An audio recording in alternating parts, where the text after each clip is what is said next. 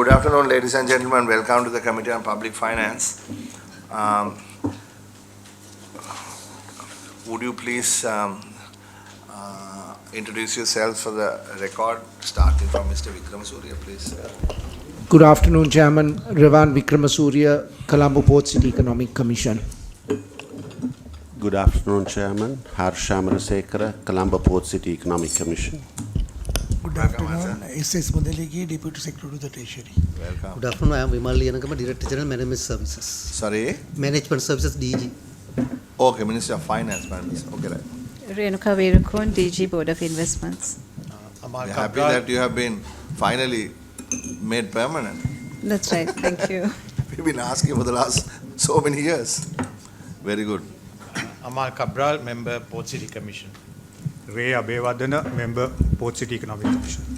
Sanjay Kulatunga, Member, Port City Commission.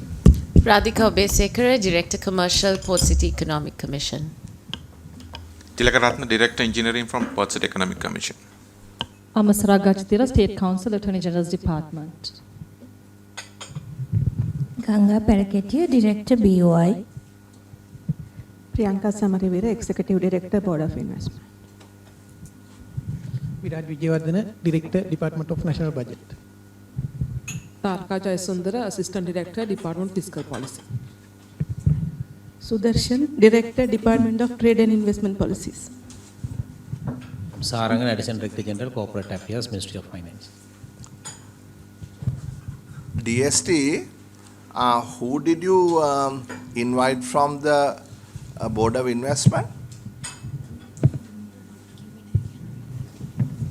We invited Director General.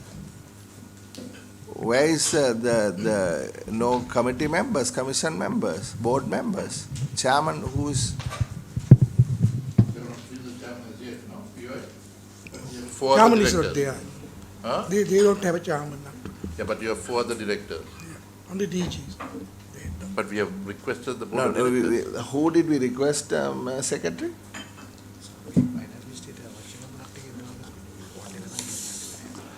Okay, so Parliament has requested the Ministry of Finance to invite the relevant people.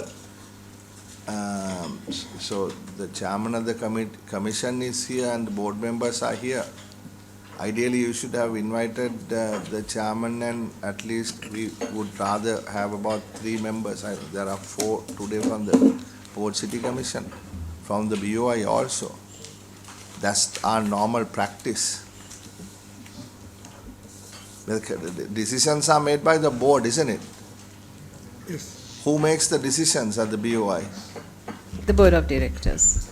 So usually decision makers must be here. Okay, I mean, since you are new to the business, DST, please make sure that. Oh, next time onwards, Yes, we'll do please. it. Thank you very much. Okay, we have two agenda items. One, a technical matter, regulations under the commission, published on the 29th of December, Extraordinary Gazette 2469/02. That is the technical matter that we need to discuss. But DST and Chair, Mr. Chairman, there were concerns raised in the committee as to the coordination between your commission and the Board of Investment. Because when we had sought clarity from the Board of Investment as to how they sort of, coordinate with you, we didn't get a clear answer. So the objective of our second agenda item was to understand how that is done and if there was anything that we could do to provide that support. So those are the 2 things that we need to discuss. And there are some pending matters that we want some clarity on. We discussed about the applications. We asked for some information from you in terms of chronological events, and you have Mr. Vikramasuriya has very kindly sent all those information to us in, due time. So we will take that also, but let's finish the business we need to finish first. කවුද ඉදිරිපත් කරන්නේ මේ Port City Commission එකේ gazette එකේ? Yeah, I will do the presentation, Mr. Chairman. Tilakaran, the Director Engineering from Port City Commission. So we have sent that present PPT, and can you please upload? මාපිකාව එක තියෙනවා. Yeah, Mr. Chairman, this one we... පොඩක් ඉන්න. ඒක මේ screen එකේ දානවද නැත්නම්? Yeah, we have sent that soft copy. Can you share that, please? Would you be kind enough to come to this computer, please? Do you have a soft copy with you? Yeah, I do have that.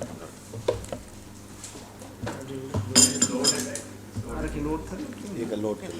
So just go here. Yeah, right. And can somebody help the gentleman?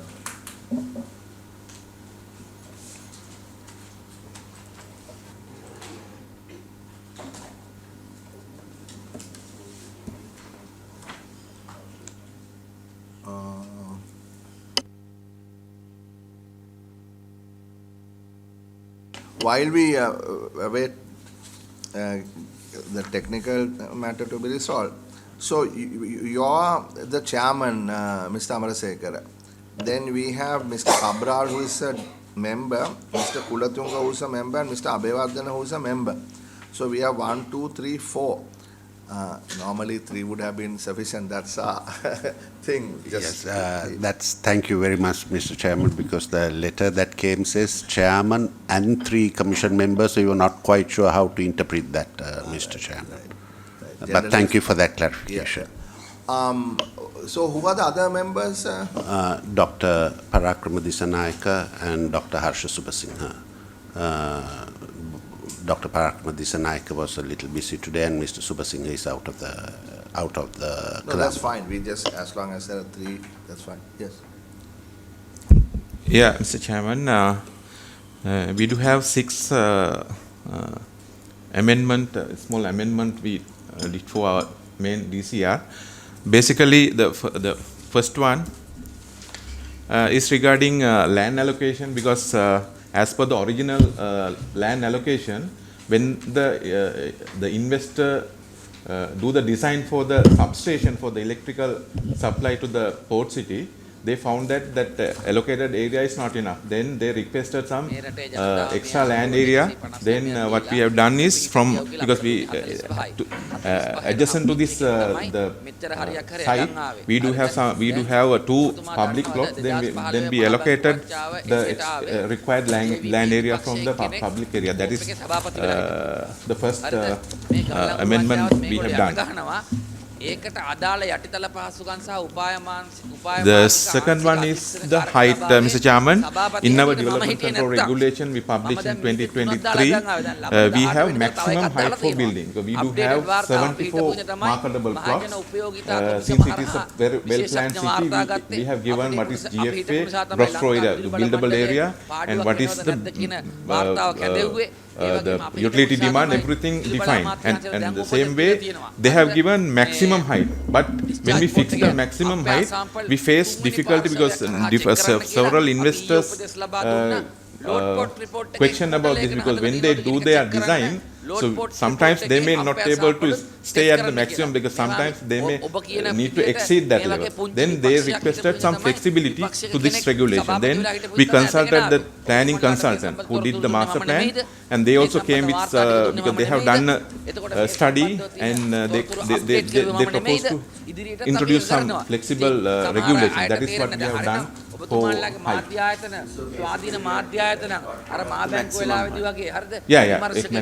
Then we can, because that's also subject to not to increase the gross flow area, because gross flow area, if increase gross flow area, then it matters to all the other utility services. So then we have to increase electricity supply, water supply, and maybe wastewater generation will be high then. Maximum height was introduced with what purpose, by whom? That is by the planning consultant who did the master plan. It's a Sabana Juram, the very first day. Yeah. So let me come in here. When we worked on that, Subhana Singaporean company, the idea was to have the tallest building towards the land, I mean existing CBD, and the sort of the multi-million-dollar homes at the edge of the මාතේට වාරණයක් දාලා තිබෙන්නේ අපි අපේ Skyline. කාන්තාදින සැමරුම අපි පටිගත කරලා මාතේට ලබා දුන්නා. No, it is more than 2 stories, Mr. Chairman. The minimum height at the beach level is 40 meter. That means it can goes up to 10 floors. So that means it was changed subsequently. No, because the maximum height that time they introduced 40 meter. 40 meter means it's easily we can go for 10 floors. Yeah, starting with that it goes to up to 350 meters. So it goes starts out at a low elevation and goes up. Yeah. So now are you saying that has changed? No, it doesn't change. That is why, because we do have some condition. Because we have to maintain the skyline. Maintaining the skyline, we can get the height increase. That done by, because we do have a planning committee, Mr. Chairman, that represented by experts from municipal council and one from UDA and fire chief and all. Because we do have 5-member executive the planning committee. That planning committee decide on that. ප්‍රමාණවත් අත්සන් ටික එකතු කරගත්ත ගමන් බාර දෙනවා. මොකද මේක අතේ තියෙන එකක් නේ. මොකද දැන් concerns, right? මෙහෙමනේ ඔබතුමා බැලුවා නම් ලාල් කාන්තම පිළිගත්තා බාල ප්‍රමිතිය තියෙන ගල්ලංගුරු environment. Isn't there any other concerns about the maximum height? It's just මොන මාලිද බොරු මාලිද පච මාලිද කවුද අන්න එයත් පිළිගත්තා. That is technicality. Anyway, any height, so we have to get some clearance from some other. For instance, we have to get approval from Civil Aviation Authority for the heights. Then if we increase that height, we have to get the approval. That approval process is there. So Civil Aviation Authority, do they have like a ruling for the country? No, ruling. No. So Case by case they handle it and they give their approval. So there's ambiguity. So if someone asks for a certain height, it's a matter of aviation authority giving that approval. Is it conditional to that now? Because any of the, because when we do any construction in the critical area, as per their regulation, we have to get the approval. So basically, they have cleared the master plan, but what we have, they have. But no, master plan had a maximum height, no? Yeah. So now, when we do this adjustment, do those authorities have given their consent? Yeah, definitely. Yeah. Have they? Because we already have, two development they have given approval. Because if something contrary to their regulation, then they will come with some observation. Then we may need to control the height. Because we can increase, because say we increase up by 20 meters, then they ask to reduce by 5 meter, 10 meter, then we have to fix it at 10 meter increase. But still there's ambiguity, objectivity, subjectivity. Like if a country has a rule of height, then that should be the rule of height. Can it be judged on case by case? Can I come in there, Honourable Member? The amendment to this regulation did not get Civil Aviation Authority approvals. That wasn't the process, right? But what we are explaining as per the regulations, right, even prior to this amendment, right, the developer has to come in with approvals from the Civil Aviation Safety Authority. So the Civil Aviation Safety Authority looks at all stages of the development, and then they will give their observations and our comments, and then that will be incorporated into the planning process. DG, why I am asking, this is the entire problem with investments in this country. No? So you have to go around all these line ministries to get the approval and do an investment in the country. The investment provider, BOI or Port City, should tell clearly the investor, this is what you can do here, this is what you can't do. Okay. Right? Because if you keep them open, it again leads to a lot of, I would say, subjective discussions.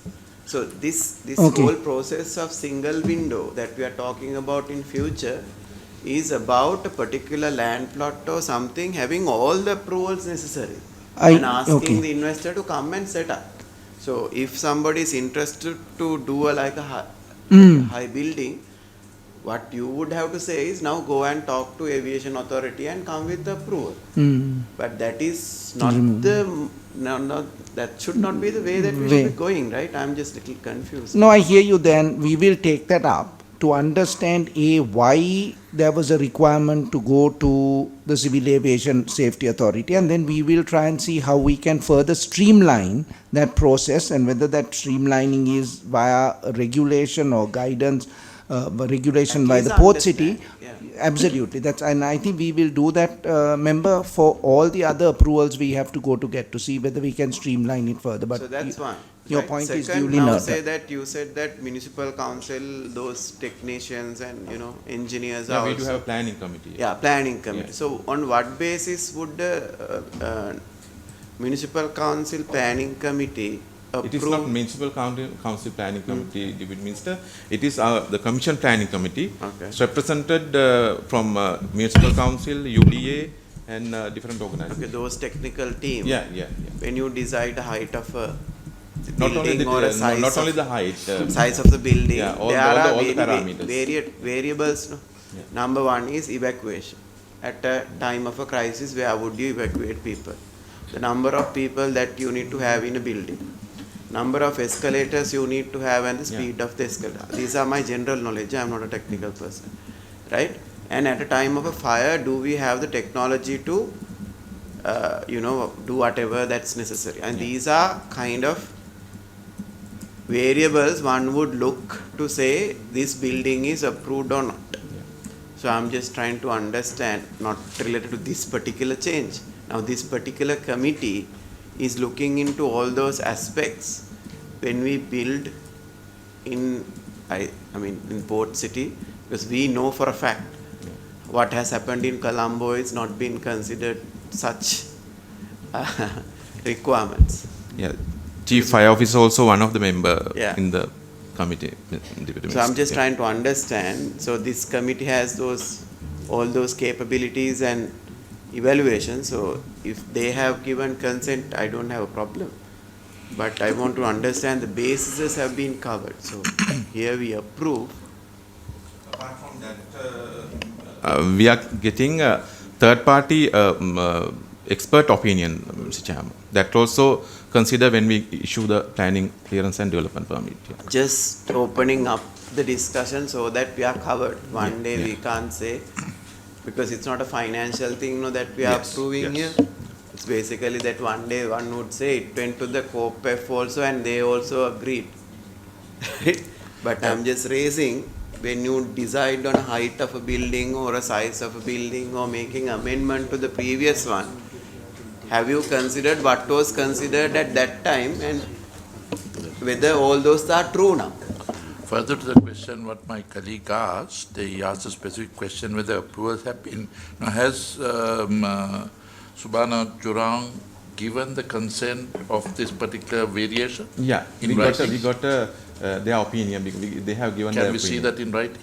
Yeah, we do have. We So can you forward, send it to this committee? Yeah. Honorable Sir, And we- also there was a Swedish company also, no? Soveco or something? Oh, that time they started that one, but finally. But they done were by- also yeah. signatories when they Yeah, gave yeah. it. So When have they they started been, project, they were there. have but, they been consulted also? Yeah, they are. Yes or no? No, they were not consulted No, so because then- they were not Then at the question my colleague asked is that the initial inceptors who basically designed this has not given consent to this. So is this type of ad hoc variation goes against the grain of their thinking process? But they were experts that we don't have the knowledge and we get them. So if this has any variation, it will certainly. Yeah, honorable. Member, so when these changes were looked at, right, there is in changing the master plan is subject to discussions with the project company, right? And at that time, as much as Sweco came in, they were at the understanding, correct me if I'm wrong, and the chairman also would have been there at those early stages. Subhana Jurong supposedly were the final party that actually structured the development control regulations, which were gazetted. And they came in and brought in the local nuances or the Asian or the subcontinent nuances into the development plan. That's what we've seen in the communications. In consultation with the project company, the decision arrived at was to work with Subana Jurong to review this change. And the feedback they gave is a couple of things. They said if you looked at the master plan and if you look at different cross-sections of the master plan, you may not see a certain tapered design. So every cross-section of the master plan, you would have a different tapering structure of the buildings, depending on the coordinates. On that basis, and when they looked at how the market, how development has evolved, their opinion was increasing or adjusting the height as long as the gross flow area of the building was maintained. They did not see a significant impact. And this was, we engaged with check, we engaged with purely Subana Jurong. And there is a full report on that, Mr. Chairman, which we can share with the committee. You know something that as a member for Colombo, we all are, you know, there is a significant development at on Havelock Road, Pentara, and we know that it is in court. The issue is about the height, right? The issue is whether they can go up to 40 floors, right? Because you have to take certain things into consideration when the height is determined, right? I'm directing this question to you, DG, BOI, because it's not in Port City, but there is a lesson to learn here. And you have to look at the sort of road frontage and various other ratios. So there shouldn't be any discrepancy, but it is in court now, right? Without going into the details of the court case, could you enlighten us as to whether, you know, what the general issue is there and how it will not become an issue here at Port City? Please, DG. How we look at the development, particularly in the infrastructure sector, is that they have to get the development permit from the UDA. So UDA is the regulatory authority that would say what should be the street line, what should be the fire gap ratios that have to be maintained, what should be the traffic plan that has to come into a particular project site.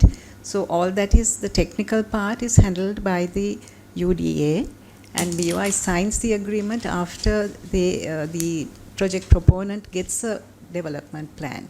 So do you sort of look at it again? Do you double check whether these things have been obtained and whether they are actually correct? Do you have a team to do that, or you just take somebody's word and you just approve? We do have a technical team, and because when it comes to imports particularly, it will depend on the plans that are submitted. So we also have an internal team that looks at what is given, but they would not go into details because we would... Are you also a party to the lawsuit on Pentara's matter? No. No, we are not. Right, so then you are free to talk. So is there an issue there? We have really not, because we are not part of it, we haven't really gone into it. Is it not a BOI project? It is a BOI project. How much? Because you would have approved it based on the investment, no? Yes. Otherwise, you would not need to be part of it, right? Correct. So So what is the FDI of this project? That is going as a local investment, Chairman. Local investment meaning, do you get incentives?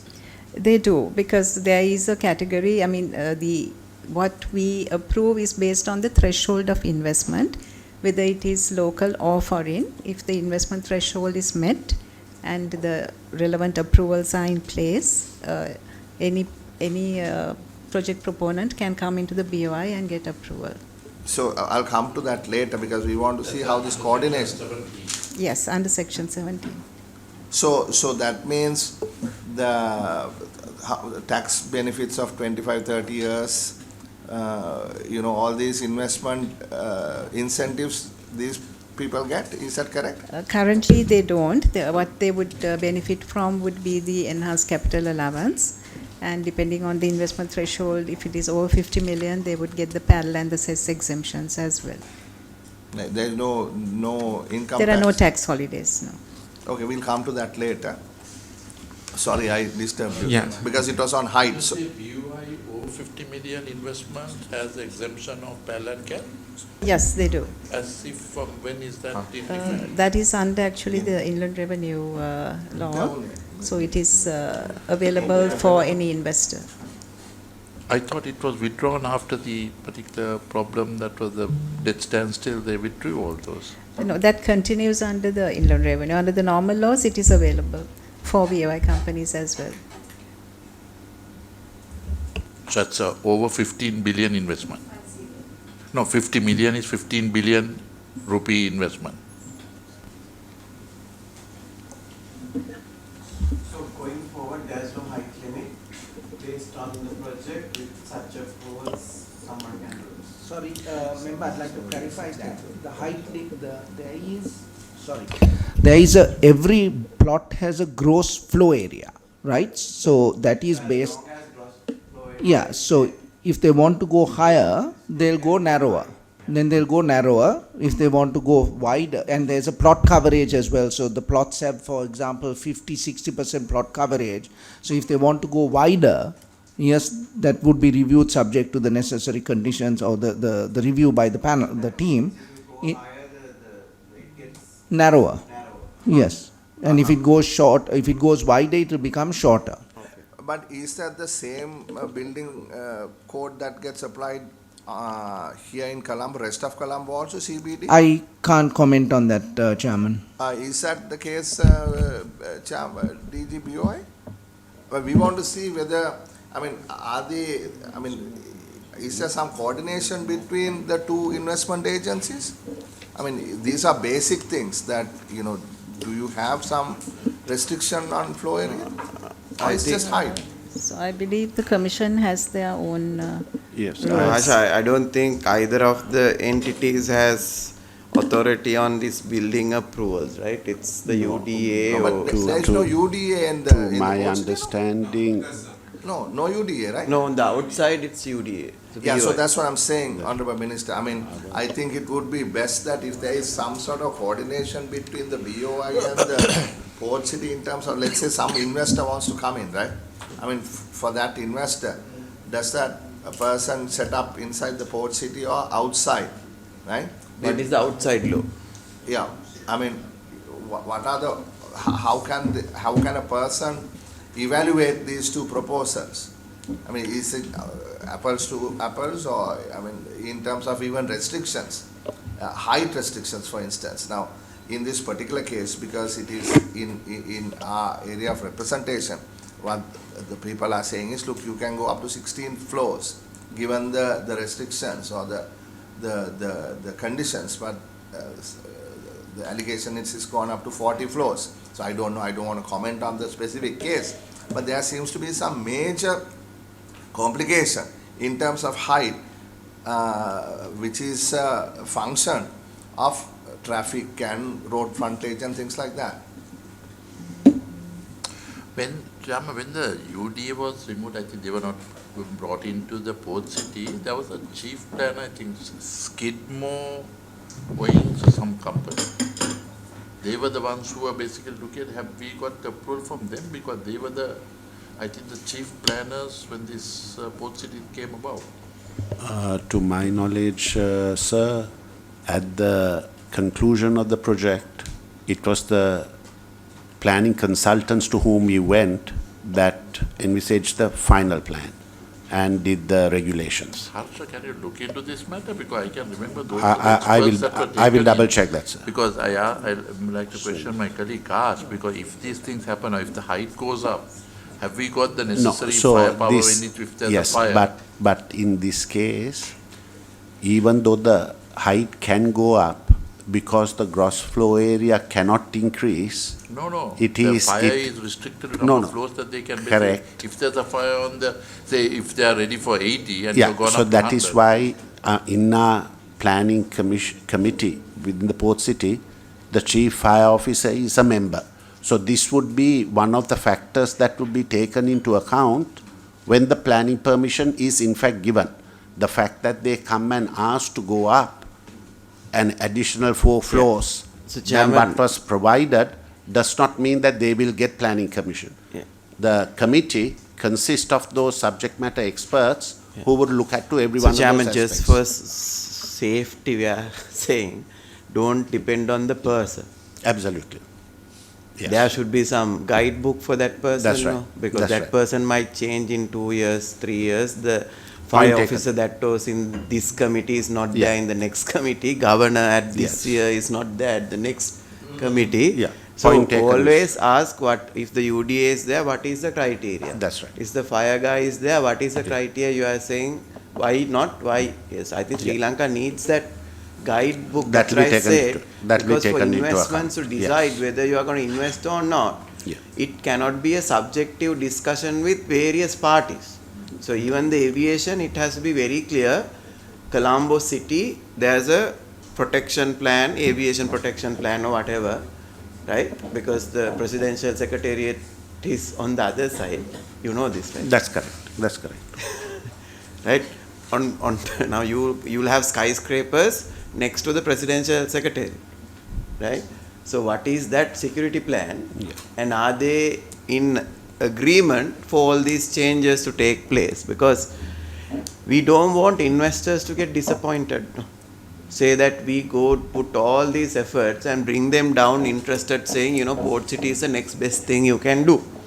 And then we say you go to Ministry for Security, Defense Ministry, and get your approval. And it's not fair to do that. Well, the question he asked before, one-stop shop. Now, I know PUI has not become a one-stop shop anymore. So are you trying to replicate this in Port City as well? Because an investor comes in for a hassle-free investment. And if you have this type of things, it will certainly disturb an investor coming on. I think Okay, you're coming here to get approval. Once we stamp it, it goes that everybody approved. And it quite rightly, we would like I mean, to the get purpose of we are- having Port we City are- is we to know be the away problems that are from there all for these investors. regulatory boundaries and have a very clear plot of land. People can do what's stipulated. So in that plot of land, still you need to go to the cabinet and the parliament and the another authority. It makes it, it doesn't serve the Honorable purpose. MP, Honorable Deputy Minister, we do have our contact person in each institution. So the investor doesn't go to the particular utility agency or whatever the agency. They come to us. What we do is, from the commission, we coordinate with them and get the approval, necessary approval. Because even now we have to get some consent from Water Board, CEB. So those done by commission, not by the investor. So their central point is you. Yeah, it's us. Yeah. That's very fine, and that's a good service to give. Yeah. Now what I'm trying to ask again is, if I go to Water Board to get approval, I need to know why the Water Board would give approval or not. No. It's not a judgment at the Water Board. No. So basically I will say this is the cubic meters I'm going to use, and this is my discharge process. This is the level of consumption I'm going to do. Those are the 3 criteria. So 4 criteria the Water Board should also look at. It can't be a judgment of the Water Board. So I think that is the level of clarity we need for investments to take place. So your team need to know that. So the investor at the upfront, probably at the second meeting of investment, you should say, for this particular one, you need to get Water Board approval, you need to get this approval, you need to get this approval. But in order to get those, these are the criteria. So then the investor doesn't move another week with us. Because if he knows those are the criteria of the Water Board Act, those are the criteria of the Electricity Board, then things are clear then and there. What I'm trying to say is, us supporting them, going with them, I think that's a different story. We are doing it today even. What I'm trying to say is, these line ministries, the regulations has to be absolutely clear, even for a even for investors, local partner to understand and get things moving. Because we should not leave any ambiguity after having a separate plot. Yeah, but then that is really what's the problem is that these things exist, right? Flow area, road frontage, height, they exist. It is very clear. I mean, the height is a function of, like I said, road frontage, traffic, all that. But what happens is sometimes that is not followed. I mean, if it is 17 floors, it has to be 17 floors. It cannot be 40 floors or 25 floors or 80 floors. So that's really the issue. I mean, when we initially thought about this, what we said is, look, these criteria, have been laid down, and if you don't get approval within a certain period of time, then it is the investor is deemed to have got the approval if the agency that is responsible for that utility fails to respond within that period of time. Is it still there or no? Yeah, Mr. Chairman, because what I want to say, they never go to the any institution. So they just. No, my question is not that. My question is, you apply on a particular T day, then you have a T plus N period. Yeah, we do have time frame because What for all approval we do have timeline. What is the timeline? It's for the planning clearance, Mr. Chairman, 8 weeks. 8 weeks? 8 weeks. Okay, if you don't get within 8 weeks? It's because the commission bound to give that one because we do how everything. Can the commission give? Because commission is only derivative, it is a water board that has to give the approval. Mr. Chairman, here for a particular plot, all the water distribution line has given to the plot boundary, and also it has given what is the demand. If it is demand X, that is the demand, and if it is electricity, what is kilowatt can require demand. That is all defined.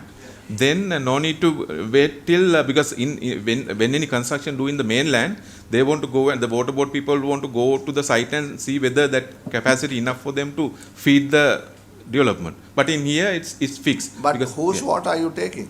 NWSDB water. Yeah, so that's the mainland water. So then why would you need another? Yeah, because they don't have your own water. Yeah, they are giving 39,000 meter cube a day capacity at full operation, Mr. Chairman. That because they have already laid 2 lines to supply water, and also electricity 350 megawatt power substation. Station has already done. Then that calculation all done. No, agree. Yeah. So with all this, why would you need another 2 weeks? No, because planning clearance, because we have to we are getting 8 weeks for the planning clearance. Tilak, can I come in here? Yeah. So I think I take the member's point or minister's point on this. I think what you're asking us is, and please correct me if I'm wrong, why we have to go in and tell the investor to get all these other approvals, 6 or 7 or 8. If they're already meeting the criteria that are already laid out, why are we going there? Yeah. And that is something we will. So we have the water board, the CEB, the Central Environmental Authority, etc. So what we will do now, and as I committed to earlier, is we will revisit the reasoning behind that, right? Because this was built into a regulation 3 or 4 years ago, which we are looking at amending. We will look at that and share a report with the committee to understand whether that can be further streamlined. No, because the thing is this, if it's been stipulated, it's a matter of checking the proposal against the guideline or the criteria. About a 1 day's work. Criteria, correct. Am I trying to say, like if really want a water board guy to just physically go for a sake of visiting, it's another 2 days work. Then 3 days the approval has to come. So what I'm trying to say is, don't leave this open to say generally water board take 2 weeks, therefore we have added that timeline. If it's in the stipulation, if it's within the criteria, your team already knows. And you need to push the rest of the organizations to give the approval within a day or 2. No, I've taken this point. The point I've said is what is the criteria required. The minister's point is very clear, no? There's nothing to argue about. It's very, very clear. So we'll follow that up. Please, Mr. Chairman. But let me just come in here. The issue, Honorable Minister, is not really with that. It is a discretion the rent seekers utilize. Now, for instance, I know in our own electorate, a particular building is completely, gone outside the regulations. You cannot build that height. You cannot compress that land. DG knows very well. You cannot compress it because it is for, water retention. But water retention has been thrown to the dogs. It has been compressed to 99.8%. So the neighborhood is really complaining. Their floors are cracking, all of that. But yes, the law is there, but the law is not adhered to. So that is a corrupt operation on this side. So if then the case is, what happens if you don't follow? Sometimes you get the approval, Mr. Vikramasuriya, then you do something else. And you get the approval to build a particular building, and then when you go check, we did an audit in Honorable Chaturanga's and my electorate, which we share. And in that audit, we found like only 13% of the high rises actually had adhered to the regulations. Majority don't have the COC. So how do you deal with that? I mean, because it doesn't come to us, no. It stays with you, Mr. Chairman. Yeah, one thing. You all are the ones who guarantee for the water and the supply of electricity. Now, you mentioned that there were, what amount of water is guaranteed? Yeah, 39,000 meter per day. Almost 45% of Colombo's requirement. By any chance they are unable to supply that? Where is the fallback? Likewise, the electricity. Right? Now, if by chance, I think it is guaranteed of almost about 600 megawatts into the port city. 350. It was subsequently augmented. That's the reason why they asked additional land. Because I was the minister at that time. So by chance, if they are unable to supply, where is the fallback that comes in? Because this is what, when Port City and the BUI, which we have been asking, when they go to sell, these are the faultless areas of supply lines that would be. Because these are growing problems at the moment. How do you grapple that, Chairman? At this point of time, there is no answer to your question, Mr. Honorable Sir. Okay, because work on we those have ones. only Work on one those.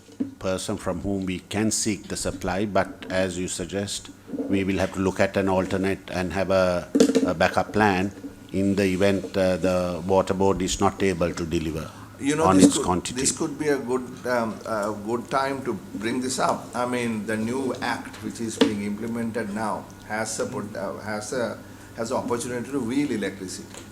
So Yes. there will be more than one supplier. Yes. I mean, you can put your own windmills there. You can put your own whatever it is renewable, and then you can sell it internally. Yes, we can look into that, Mr. Chairman. No, they can't.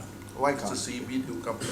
They can't. No. What I'm saying is, You the can't power wheeling is available. Wheeling can. They are still not given that. No. It is in the law. Whether they want to do it or not is another matter. They are amending it. I know that. That has been amended to some extent. But the argument there was that companies, manufacturing plants, could generate their own electricity for themselves. That's right. That is decentralizing the supply. I mean, that's a positive thing. I hope the government continues with that.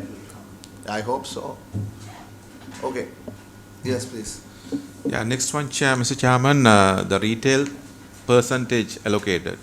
We do have three types of mixed development 1, 2, 3, and commercial. In those development, earlier introduced minimum retail from 10 to 30%. Then when the marketing team do negotiation with the investors, what they raised is the percentage allocated is too high. Then project company together, because project company done a study, and in that study they found that in the Colombo suburb it's around 5 to 10%. It's some areas it's 5%, and the maximum 5% in some areas below the 5% retail allocation. Then we suggest to bring down the minimum retail allocation up to 5%. That is the next regulation change. The other one is, Mr. Chairman, it is technical. We are correcting a technical error we have in our previous or in the original DCR. We found numbers in the beach area. The number is incorrect. It was 32,577 square meter, the beach area. But as per the Survey General final plan, it should be corrected as 147,479. It is a technical correction. Yeah. So that's just a error correction. Error correction, yeah. And on the minimum retail percentage, you are increasing or decreasing? It's minimum. We are because minimum earlier minimum was 10 to 30%. In some mixed development, minimum retail to be 30%. It's too much. It's too high. So it was a commitment to have a Yeah. Now you are reducing. Yeah, reducing to 5%.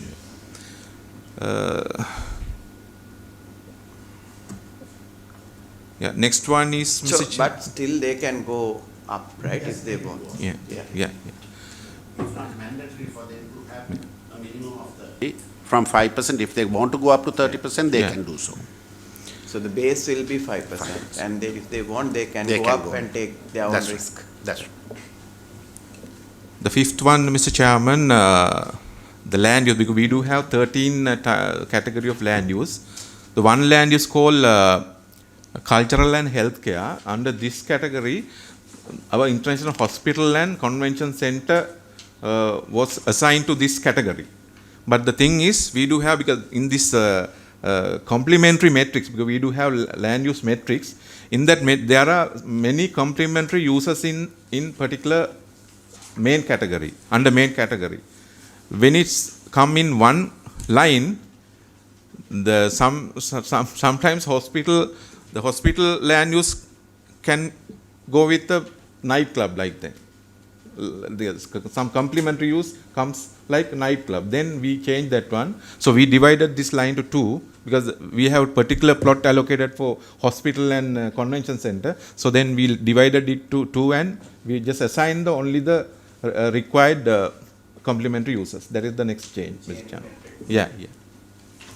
So what has happened to the two, the hospital and the school got cancelled, you told us last time?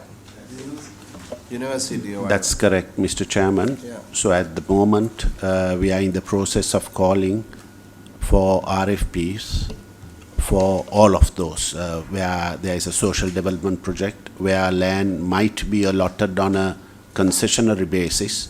The RFPs are under preparation with the Ministry of Finance, Mr. Chairman. Thank you. Is that it? Yes, thank you very much.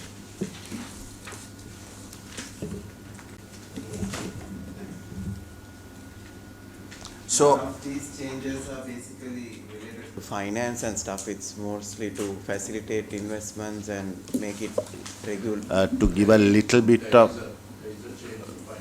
well, in this way, Honorable Sir, to give a little bit of flexibility to investors to fit the land use to their profile so that they get the ROE that they deserve. So to that extent, yes, there is a financial impact in some of these changes, sir.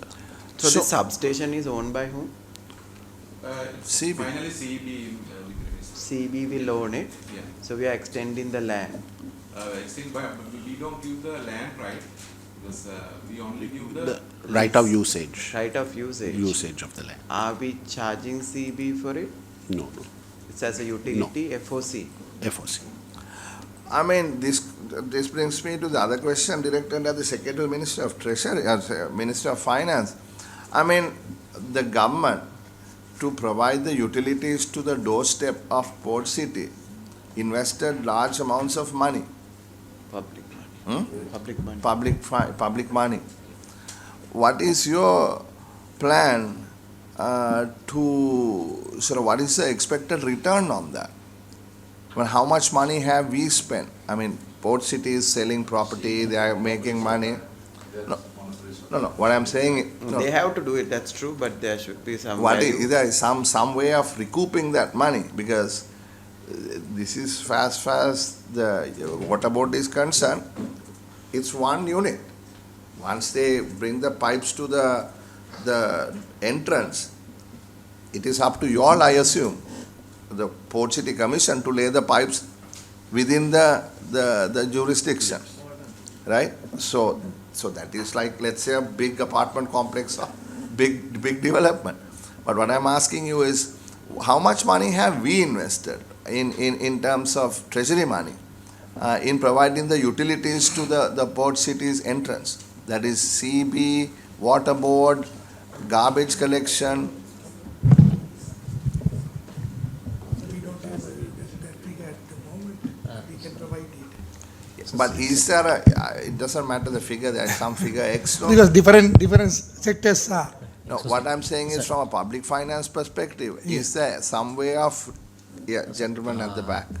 So DST, with the permission of the DST, because we spend almost 9.3 billion rupees so far to the investment as to the providing the utility services up to the border of the Colombo Port City. Our total estimate is 10.5 billion.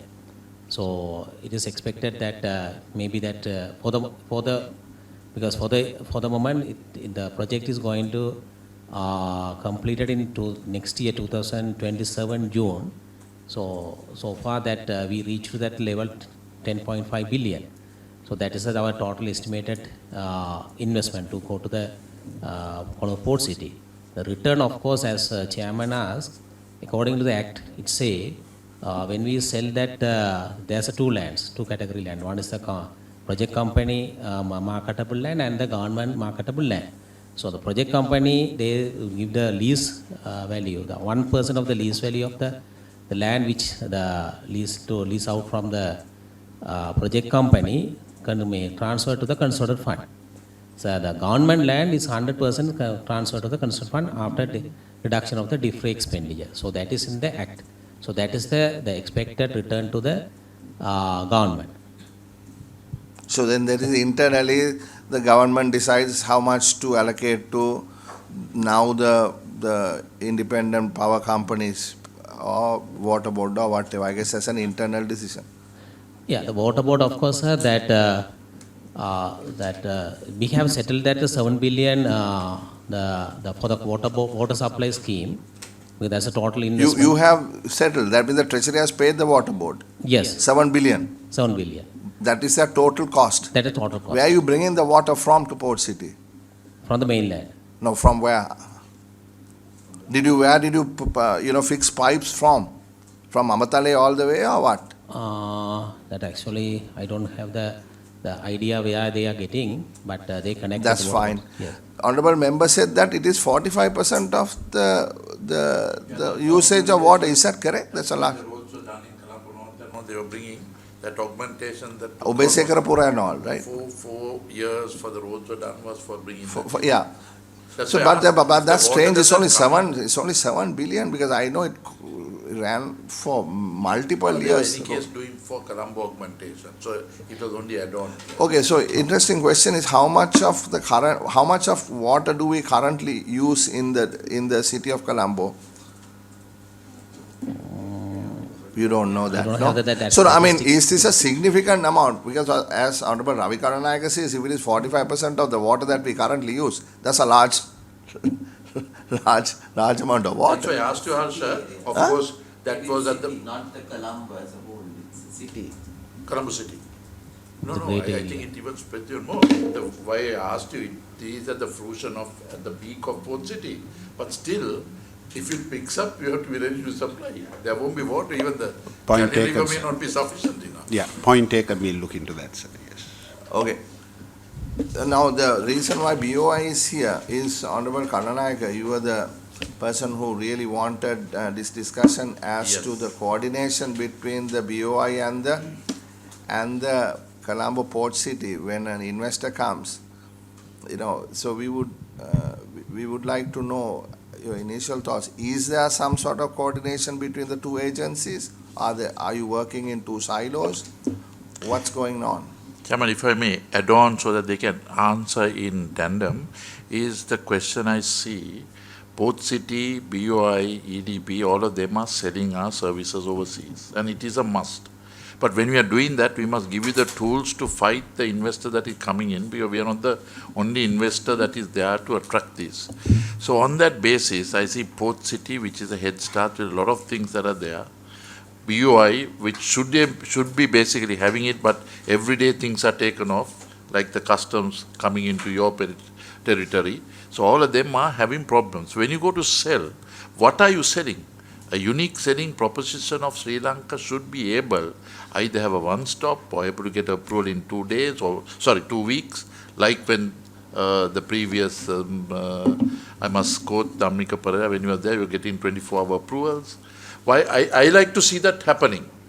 So in order to empower you all, I like to get the answers. What are your bottlenecks you are having? Because there are no point saying, I being a person who is dealing with the investors, find is atrocious in getting approvals.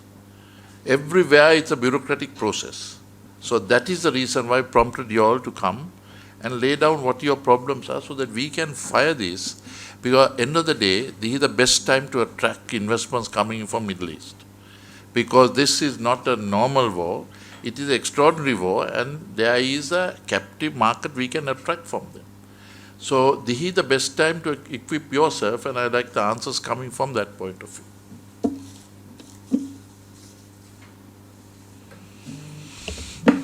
Yes, so when we look at the two pieces of legislation, we have the Board of Investment Law as a distinct act, and we also have the Port City Commission. And what is quite clear is the Port City Commission has a demarcated land area as well as a well-zoned, it's a zone city, and each block has been identified in terms of what can be operated within each of those land plots according to the zoning plan that has come into effect. Whereas the border, and it is also only service related. So when it comes to the BOI, it is mandated to look at the whole country, and it includes a gamut of different sectors that can be accommodated, manufacturing, including tourism, etc. So from as far back as 2023, I mean, if you look at our guidelines, the brochures we have, we always include the Port City also as one of the investment areas that an investor can come to. And we do promote it in that fashion. Of late, we have had instances where Port City reaches out to us and says there is a manufacturing facility that wants to come in, and they would want to have maybe their logistics arm at Port City, and how we could work together. So a couple of projects we have looked at in that fashion, but it has not gone through yet. But I take the point that is raised, that we may need to have a more integrated way of promoting, because it's end of the day, it's a country that we are promoting, whether it is by Port City or the BOI. And we may have to find a mechanism where, particularly when it comes to logistics, where we can, they could operate out of the Port City for logistic purposes, but have the manufacturing which can't be allowed in that space to come into the zone or outside of a zone. And also similarly in the IT and tech space, where again it is services oriented. And I believe the Port City is now equipped to accommodate such companies in their premises. So how we can make the best fit in terms of what is good for the country. So that is, I think, a discussion we will have to have together with the Port City to promote it, as I said, as one country. Let me just ask one question. Is there any seating of the BUI in Port City or vice versa? No. No. So it's two exclusive entities under the same line minister. I mean, actually BUI is actually it's not supposed to be around. It was supposed to be dismantled, defunct as of 2024 or 25 under the Economic Transformation Act. Brought into existence, no? In the sense that you all become defunct when the gazette is issued saying... There's going to be a commission, Economic Commission. Yes. And under the Economic Commission there are zones. So port city is actually, the original thinking was a special economic zone for services. And Hambantota is a special economic zone for manufacturing. That's how it was originally thought of, right? Or rather, post Mr. Rajapaksa's government. I'm talking when we structured this regulatory and legal framework. So it was, and then subsequently this commission. So is it still how it is being looked at? Because we hear nothing about the special economic zone in Hambantota. I mean, we haven't heard a single thing about a single investment there, right? I mean, that is large, area of land, massive number of hectares. So the legislation that came approved for Parliament in 24, I think August, gave a time framework for the BOI to be ceased to exist, but there is a piece of legislation that hold on that needs to be gazetted for such to happen. So when that happens, it's Port City by itself, industrial parks and 3 other activities. If it happens. Yeah. So government has to decide, Ravi, on that. Yeah, I mean, the law But is... it already happened. Either they have to cancel, they have No, not no, cancelled. the law has been passed, has that been is the passed. law, but then like you said, it has to be gazetted. So as long as it is not gazetted, then the BOI exists, even though in law it doesn't exist. So, Mr. Chairman, you were going to say something. No, thank you, Mr. Chairman. So, as was adverted, whenever there are applications that come in that shows that it is beyond the ambit of the Colombo Port City, those are always referred to the BOI by the Port City, because they can be taken forward by the BOI.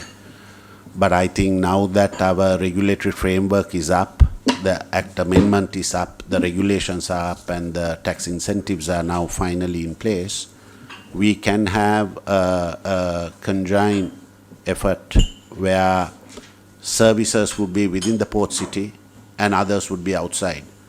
Case in point would be companies like Ansel, which are going to set up their research and development arm and within the Port City, who have always been within the BOI framework previously. So one could complement the other.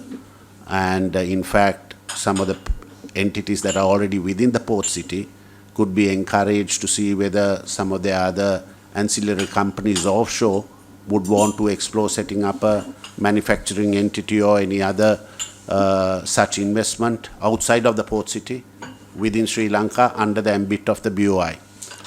Now, is there, I mean, looking at how the Treasury and the Central Bank works, they are independent agencies, but there is something called a coordinating committee that meets every so often.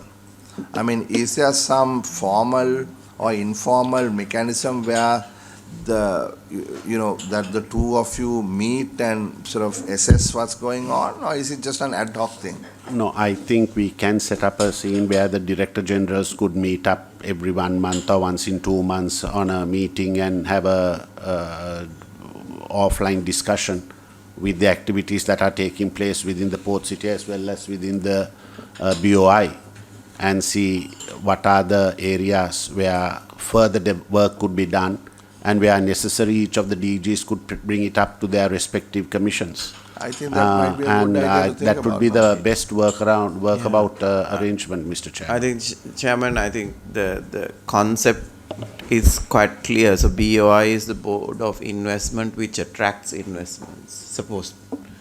And then Port City is a zone, another zone. So we have multiple zones. This is a specific zone which will have further services and powers than what's in another area. So I think that's the advantage. And as the DG said, tech companies and service companies will now be more inclined to move into Port City. That's obvious, unless there's specific advantage of being in the mainland. And I think a coordination would be enough at this point, and probably a team, internal team who works together will surface, because the promotion piece, I think the BOI and EDB, all we promote the Port City as eventually. Yeah, I mean, the issue is, it's a little bit more complex because the BOI does everything. Now, the way it is supposed to work in the future under the under the Economic Commission is as Invest Sri Lanka. The only job is to market Sri Lanka. Then there are the zones, right? And they have to run the zones, and zones are to be basically private sector zones. Because if you look at many other countries around us, most countries that are competing with us and are succeeding, 80% plus zones are owned privately, not by the state. Right? We don't have a single private owned, except for Lindell, I think, a zone. So anyway, so that's for the government to decide on policy. But I think it's good to have some communication between the two agencies so that information is shared. We'll initiate that, Mr. Chairman. Thank you, Mr. Sorry, Chairman. Mr. Chairman. Now, assuming we as an investor come into Port City and say, I want to operate a bank, offshore banking, how long would you basically take to give an approval to such company that comes in? That has been my entire premise, how Board of Investments, how Port City, how long you'll take will answer that question. The DG will take that question. So the recent amendment done to the Colombo Port City Economic Commission Act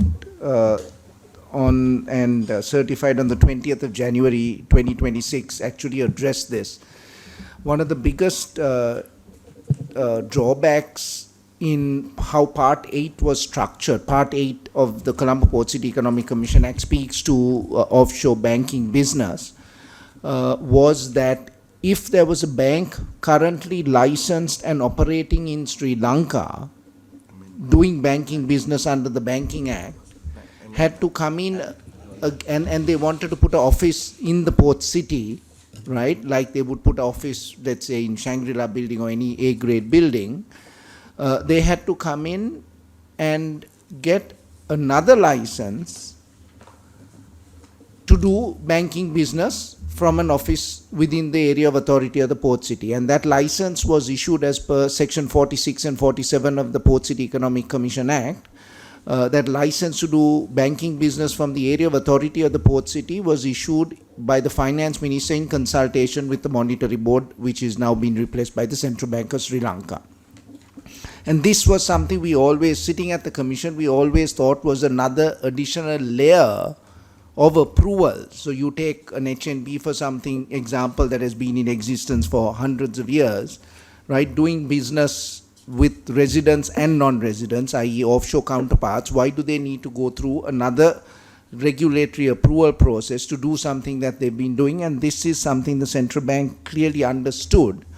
And they made an amendment in the last amendment where they brought in a provision into the provision which read that if you are a bank already licensed in Sri Lanka under the Banking Act and you want to operate from the area of authority of the port city, you simply go in and get an approval from the central bank, as if to, similar to how you would put a branch. Because the business they're going to do is nothing new. It is business that they've been doing for decades. The only special, the structure of the Port City Economic Commission Act for Part 8 now is applicable to so if I can answer your question on that, the timeline... No, that is domestic. Domestic, I'm yeah? talking of overseas. Offshore, yeah. So the timeline for that is as fast as the central bank would approve a branch, So it right? is subject to outside authority. Sorry? It is subject to outside authority giving approval to your one. My question was, I come from overseas and say I want to start offshore banking tomorrow. Come to Port City and how long do you give the approval? So if you are not a foreign bank already in Sri Lanka, so an HSBC or so that is ultimately a decision of the central bank. So the approval goes to the central bank. That component of approval is outside your control. That is what So this is the same thing I raised. Correct. Now work with central bank, ask what are the criteria they would look at and how long will it take for them to evaluate such. And you can then say whether it's 30 days or 3 months or 9 months, and we continuously improve that process.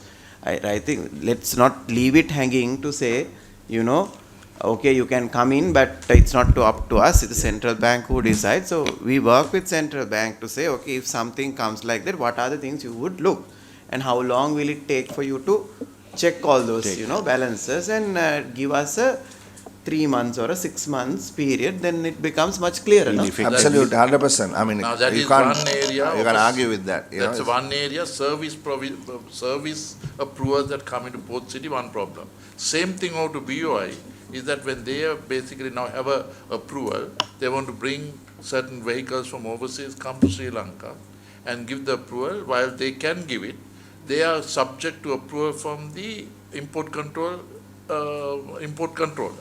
Now, if that entity, bureaucratic entity doesn't get up, the BUI becomes standstill. That is what is happening. So this is the question I want you all to answer. But if you don't get the answer, there's no point of one-stop selling. Let me step in. I think these bottlenecks now have been identified, not even by our government, the previous government also. There's a whole book of streamlining each of these institutions. And that is why this single window for investment and single window for trade is coming. Just to give update, single window for trade, for tea and one more category will be up and running within 6 months. So likewise, each sector will go. Yeah, so on the investment side also, we need to digitize some of these processes that it becomes a workflow. So workflow is when there's a trigger from BOI, it has to go to multiple entities, and those entities should have lead times to respond. Now currently, it's in a file. It's with someone. You have to call and see, and it has gone to some other place. And there they write back to the investor asking another 10 questions. Now I am following up with the intraport operation for the last 6 months. After 6th month, 7th month, there's another letter sent by a particular organization asking for information. Now it's dragged for another 2 weeks. What I'm trying to say is these things we have to streamline. I think BOI has to drive it, but it's getting done. Now there is the question. Now you have a Middle East war. How can Port City and BOI take advantage with all this in back of your mind? So if you don't need another war to come to this point, you're going to seize that opportunity now. How will you start firing those cylinders now? Don't lose out. You go to central bank, it will be month of Sundays when the answer comes. You go to import control, it won't change. So either we bifurcate that and give you the authority, or otherwise. We have on your board, we have some, very well-known marketing people. I'm looking at you, Mr. Cabral. Why don't we direct it to you, this question? This is your area of expertise, isn't it?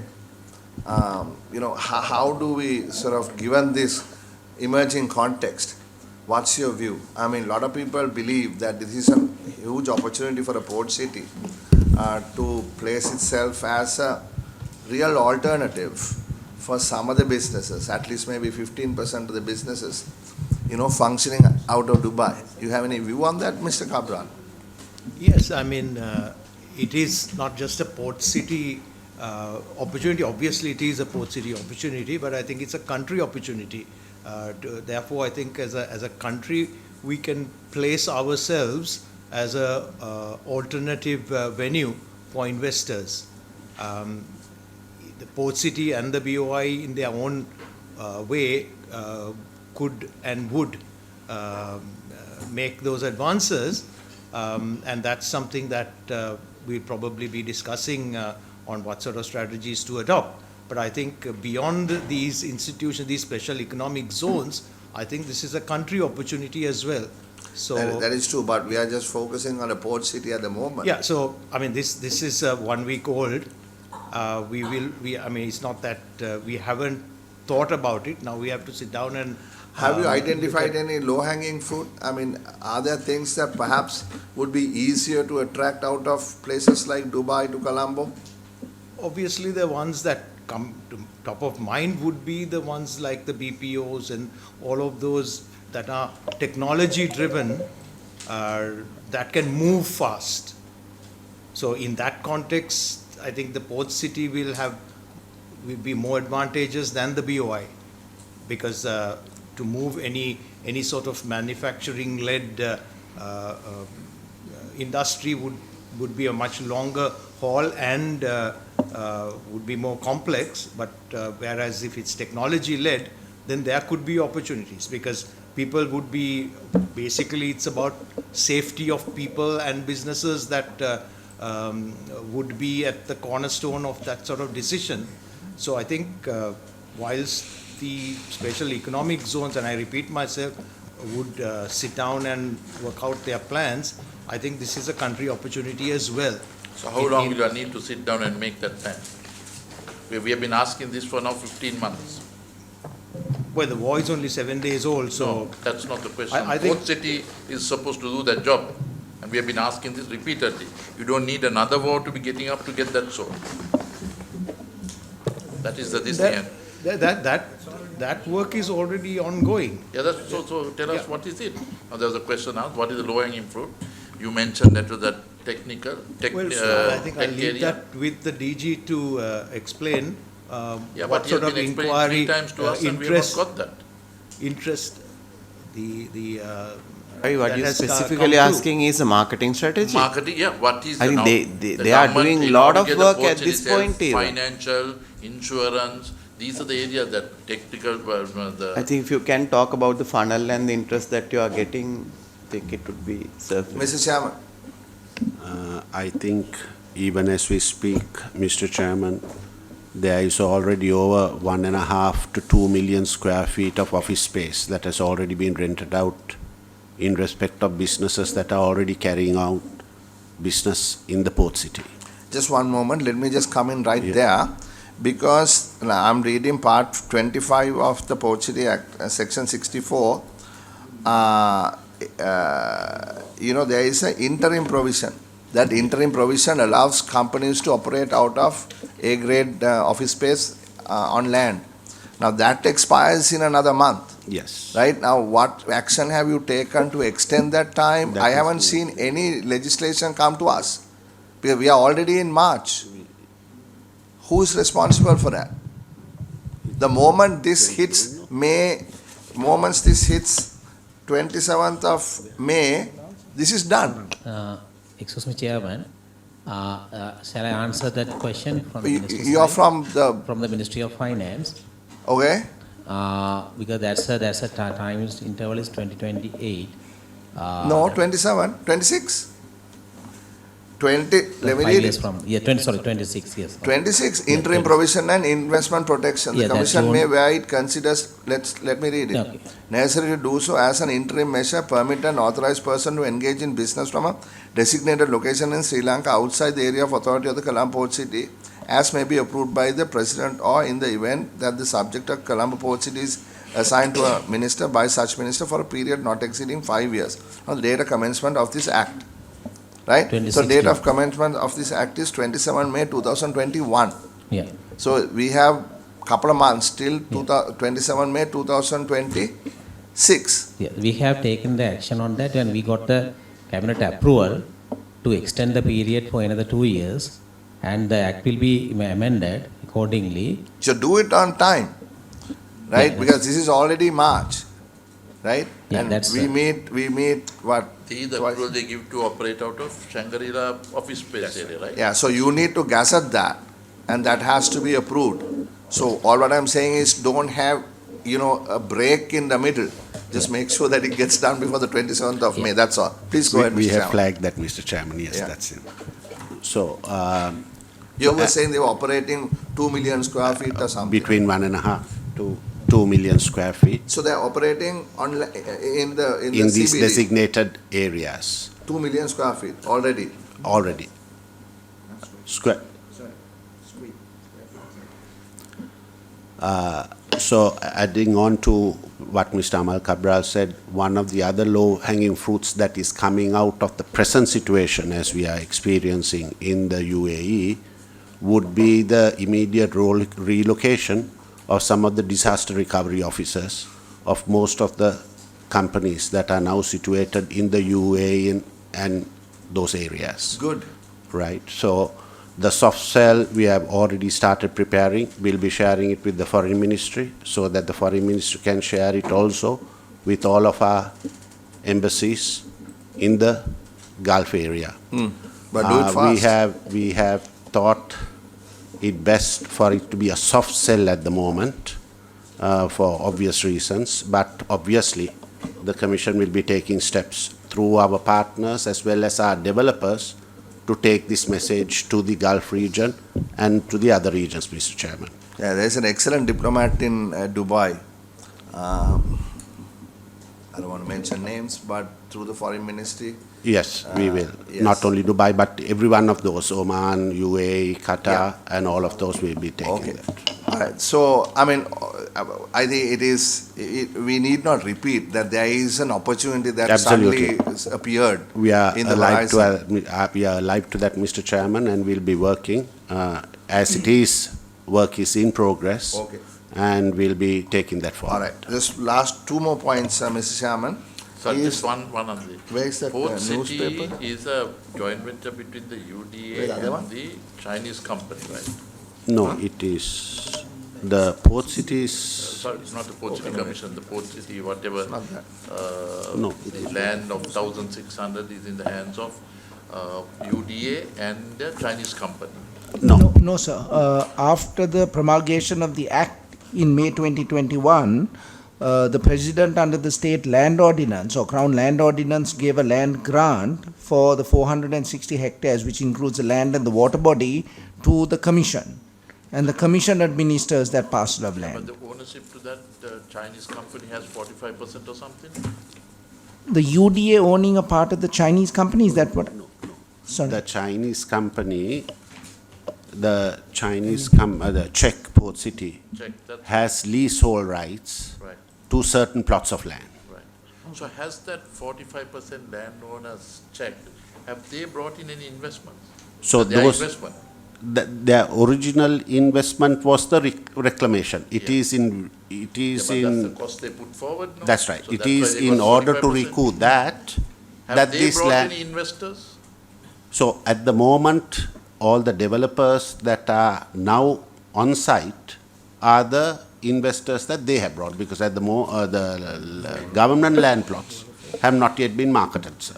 Because you can't market until 6 or 7 of their plots That's right, are 7 sold, plus, right? at that 6 or 7. proportion. So there are 4, as far as we understand, last time you told us, there are 4 developers. At the time that we were last before you, Mr. Chairman, there were 4 primary businesses. Yes. Since then, 2 others have laid down deposits. They have not yet been approved as primary businesses. So this is Prime Land and Homelands? Homelands, yes. They have, okay, now tell us, because we saw these advertisements, the false the front pages. It says they have acquired land. So let me finish the question. So as far as we understand, one must be first approved as an authorized person before you start selling land. We understand land has either been sold or some token is being sold for 5 million. One company, the other company is actually selling, right? They haven't got BSI approval yet. So we would like to know on what basis this transaction is being marketed. Mr. Chairman, they have entered into an MOU with Czech Port City and made a down payment with Czech Port City. They have not as yet made an application to be an authorized person with the Port City Economic Commission. Towards that end, when we saw the advertisements, we have already written to both Prime Lands and Homelands, asking them to cease and desist advertising any project within the Port City or holding out that they have acquired a property until and unless they make the application to us and until such time that they are approved as an authorized person. Those letters have already gone out to Prime Lands as well as to Homelands. They have been advertising it, to my understanding, They have been advertising it on the premise that they have made the down payment and they intend to complete the purchase, and thereby giving an intimation that they will be coming up with this project. We have told them to stop doing that, Mr. Chairman. Mr. Chairman, we just went to one of the developers' websites is very much there. Yes, Mr. Chairman. So even as of yesterday, we sent yet another letter to them, notwithstanding the reply that we got, Mr. Chairman. The Finance Ministry is that this land, they are selling at 24 million a perch. And you can pay 10% down, and within 3 months, you can get into a 40% purchase where they lease the land out for development. Is that right? That would be a commercial arrangement between Checkport City and the developer. See, as far as we are concerned, we are not interested Yeah, in that so even as between even the developer and the and Checkport City. Checkport City. All what we are concerned, Mr. Chairman, is we have been discussing here, and I want a last point because, we have 70 applications that were held up because why? Because you assumed that the law was going to change, right? You assumed the law was going to change, so therefore, you took a decision on your own to keep those applications without being approved, 70 or 62 or something like that. Now the question, but at the same time, what we read in the IMF agreement is, earlier also you have given that undertaking. Twice before you have given that undertaking that you will not. We will no longer provide tax exemptions or incentives and we will evaluate all tax incentives, blah, blah, blah, since 24. Then the IMF says, despite commitments to refrain from exemptions under Port City Act between January and September 24, business of strategic important designations granting tax exemption 24 companies, 4 primary and 17 essential, etc. were given. And they said the reason why they had to approve those, right, the 4 that you have approved, is because they have paid the money. Now, I'm just asking you, could there be pressure brought, right? Look, we have already sold, right? And then if they're already sold, how can you not, give approval to us to carry on? So there is a sort of the way I see it, the way it is written here, we have to succumb because certain monies have been spent by the developer, can also be brought in this argument and succumb because they have already made commitments to various people. They've already taken money from purchase, from possible buyers. Yeah. Mr. Chairman, I see a complete different stand. I am telling they must be empowered, tell IMF do what they want, that's not their problem. My question is, there's an application that has come to Port City and to BOI, and you're going to be facing 2 different things. Because if you're getting that one given inside the port, the housing that comes out there will have 55% less taxes on their this thing because they won't be paying for VAT, they won't be paying for PAL, they won't be paying for SSCL, all of them. While BOI would be having the same thing, incurring 40% taxes. How are you going to have that? Forget IMF, within another 12 months they are gone, so by the time you start, this is the fundamental problem. I'm not bothered about IMF. My question is not that. My question is, you said here, it is because of the IMF you didn't approve those 70 applications. That's the point I'm getting at. Whether IMF is gone, IMF will be gone in 12 months. That's okay. I mean, we have no issues with that. What I'm saying, only reason why I am bringing the IMF is because, Mr. Chairman, you said, you took into cognizance the fact that IMF had signed an agreement with the Excellency the President, and therefore you decided in good faith that this should not be done, or something to that. That's correct, Mr. Chairman. Yeah. So that is the reason why the IMF is brought in here, right? So what I want to know is if that was your position then, I'm glad that you said what you said. Because if you said something else, I would have asked you multiple questions. Now, I really don't have any questions to ask because you have done what I think is the right thing. So I'll leave it at that. But I think, you have to be more cautious Because false advertising is completely. So, Mr. Chairman, yeah. I'm in entire agreement with you. I think we are speaking about the same thing. Yes. And yeah. as I told you, Chairman, we have already written So that's to what I'm saying. homelands and prime lands and told them to immediately cease and desist. So that's fine. And- I have no further questions. And we will follow that up again if we find any continued violations on their part. But it is being right now. So, Yes, so- now, when you say that, they will be dealing only in foreign currency if they're given approval in the same basis what is going on? Or will they be allowed to be sold in rupees? They can sell in Sri Lankan rupees in terms of the Act to people to whom the Land Alienation Act does not apply. Sorry, what is that?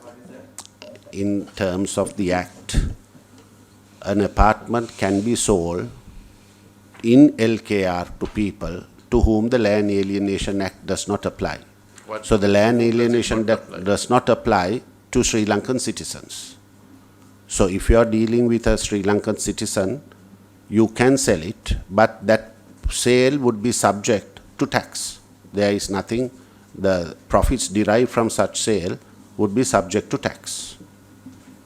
So what they will get as strategic development advantage as tax-free when they import and construct, now they can basically sell it into the local market while their construction is excluding taxes, but the sale will be subject at the time of sale with It tax. depends on at the end of, That's the question we want to ask. Yes. You're having both BUI on the right-hand side, who is not going to have this. So that's the problem which I have been reflecting. So how are you going to No, answer? I think let me clear it very simply. So we expect US dollars to come in. That's to right. The port city. So what these guys are doing is they're getting a plot from you, advertising it, collecting rupees, and converting it, give it to in dollars. no, they can't convert. Then Why? Because if they get it in LKR, they have to put it into the LKR account. They can't convert it. so then how would they show you dollars? So they have to then bring foreign sales. The two accounts have to be maintained separately. Okay. So they have And to we show the monitor that. stipulated dollar That's right. value. So to if they come. do not bring it, Okay. their tax exemptions No, go but out you are and there given is a into violation you of are the given into a- agreement. Chairman, you are given into a condition, 60% of that can be in foreign exchange and the balance 40% in No, LKR. no, Mr. So we- No, sir. Any investor who comes in, if it is a local investor to whom the Land Alienation Act does not apply, can pay for the land component within the port city in LKR.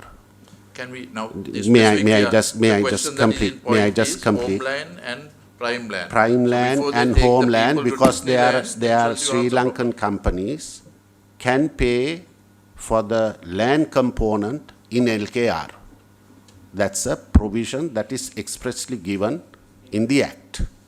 The totality of the construction must come in FDI, in foreign currency, that we monitor. How they bring that, whether it's by way of debt taken offshore or by foreign sales, is a matter for them. Yeah, but now the question goes beyond that now. You have a STP company given where they can construct everything tax-free. Now you're using that tax-free construction building to be sold locally. So that is the construction of the Act, sir. Well, forget It's the not construction. of us. I'm not The talking the Act provides that apartments can be sold in LKR to people to whom the Land Alienation Act doesn't apply. I, as the Commission, cannot override the Act, sir. I'm glad you say that. Yes. So once I again. can't override the Act. Once again, there's a lacuna where that STP company can construct 55% below, owing to the fact that the taxes legally entrusted onto the other companies are having 55%. That 55% Possible. won't be. Possible. So it won't be reflected It's in possible. that. It's possible. We What don't do you know mean by exactly. possible? I don't know exactly at the conclusion of a construction how many would be sold locally and how many would be a but foreign sale. leave alone that whatever the local sales, Yes. you can sell it at the STP, which is tax-free sale on that particular construction cost to him. Yes, that's correct. That is right. That's correct. Yeah. So now- while BOI, you would be basically faced with a 1 kilometer difference. You would be having a 55% cost on BOI approved by the government and a 55% STP company, that is a local company gone into Port City without taxes. Yeah, so that market distortion is there. That is there. What about So- Strategic Development Act? Economic They can, Strategic Development Act. Yeah, They can, The strategic There's development will threshold, be if they pass threshold the of threshold, investment. If you get it that level, you will get it. But what's happening is the threshold at the port city is quite low. no, BOI, sorry, Mr. Chairman, BSI at the Port City for SDP and the SDP outside Port City, is the threshold the same? No, I don't think so, sir. Mr. Chair, within Mr. Finance Minister, can you, he is not certain. Yeah, if it's equal, that's fine, no? So under the strategic development, the minimum investment is 50 million USD. And for that, you get what? So for 50 So suppose million, I want, let's you take get a this. 5-year tax holiday. Right, so let's say I'm a foreign investor, I want to build an apartment and sell in Sri Lanka. Partly to foreigners, partly to locals. What is the difference in the incentives structure outside the port city versus inside the port city? That is the question. I'm not entirely sure what the investment value would be under Port City, but under the SDP, it is 50 million, where they would. Yes, customs duty, anyway, BOI can give, but there are other, the PAL and the cess and the VAT can be exempted during the project implementation. Corporate tax? Corporate tax is waived for 5 to 6 years for a 50 million. It has to be over 1,000 to get a 10-year. And Right, 10 so is the let's say maximum. let's say the amount is 50 million. What if I approach Mr. Vikramasuriya? What are you going to give us? We would be, minimum is 100 million. Minimum is 100 million. 100 million. Here is 50 million. Minimum 100 and investment is foreign investment, while BOI you can be in rupees. Could be either Yeah, rupee or. So while you all have the extended tax benefit, you all have a 5-year. the port city is more stringent in that. Now, let us say the investment amount is 100 million, then what happens? It's the same investment amount. There What will are you get? different categories, so there would be something like a 8-year. So there's a 8 years. 8-year, 5-year. There are different slabs. I can't remember offhand, but maximum is 10 years. No, custom duties and all. Even for 5 million, 50 million it comes. So even it's 50 million, 100 million, the tax exemptions on the VAT and the PAL comes in. Yeah. Yes. But what's going to differ is the tax holiday. Is that it? Is that The correct? tax holiday maximum is 10, but I believe under the Port City you get a longer tax holiday. No, if it is 100 million investment, we are sticking to 100 million investment. You get 10 at the. No, not 10. It would be between about 8. 8. And at Port City? 10 years. 10. 10 years. No, So but- is that, but that is not the only difference. Different, Harsha, because you will be subject, your staff will be paying taxes while yours won't be. No, not anymore. It's gone. That's gone? Yeah. All new applications, it's gone. All Yeah. new applications, you've got to pay, Tax. employees pay their taxes. Yeah, There's but not a big So distortion. for under infrastructure, for 150 million USD, you get 8 years. 150 million USD, you get 8 years. 8 years. I mean, I think there must be some conversation between the two agencies to see how best to reduce the distortion. There's already a distortion, no? Yes. So I think to distort the market is not a great thing. You know, to have a least amount of distortion would be good for all of us. So I think the discussion should be focused around that. So Just thank you very much. one more thing, Chairman. Yeah. So on that dollar account, you will have to check the source. Yes. Yes. You have to see a foreign flow of That's correct. investment That's coming through, correct. because you That'll can be- deposit dollars in many ways, no? Yes, yes. You That can will be sell in followed. rupees here and then, Yeah, so it'll be a So you have to automatic. clearly Yes. check how these entities or two entities or whatever That will is be going to come, monitored, sir. what is their foreign income? They must have business in other countries or whatever. They have to show the source of how that 100 million comes. So it will be come very to a vigilant commercial on bank too, so it will then There automatically will be the have normal KYCs through the KYCs banks, will but be- anyway, we will be monitoring that. Right. So let's conclude here because the bribery commissioner is outside. He's been waiting for an hour.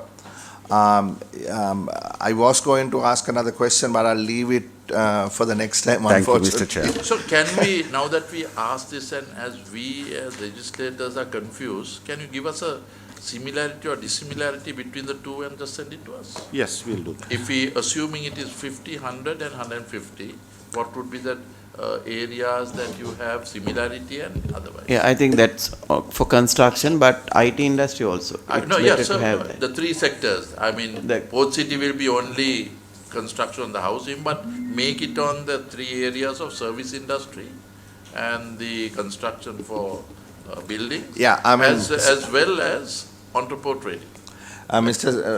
Secretary, yeah, send the instructions as to what the member wants. I think it's a. But the answer can come in 1 week, no?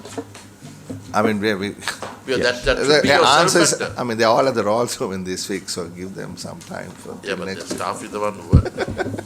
So listen, if you gave me an answer that was different to the answer that you gave me on my question on those two plots, we would have had to go on for another 1 hour. Yes, Mr. Chair. So therefore, We try to remain consistent with the answers, Mr. Chairman. which I like. Yes. Okay. Okay, right. So just parting question, the 70 that were remaining, the pending ones, have you started giving them approvals now? I think the act was certified on the 20th of January at our commission meeting on the 30th. The commission approved all 70. 70? Yes. Okay. Thank you, Mr. Chair. Okay, right. Thank you very much. Bible Commission. So we will approve this. Thank you, Mr. Chair. Gazette. Thank you very much. It will be taken up for debate. Right. It will be taken up for debate next week. Thank you very much, Mr. Chair. Thank you very much. AsianMirror.lk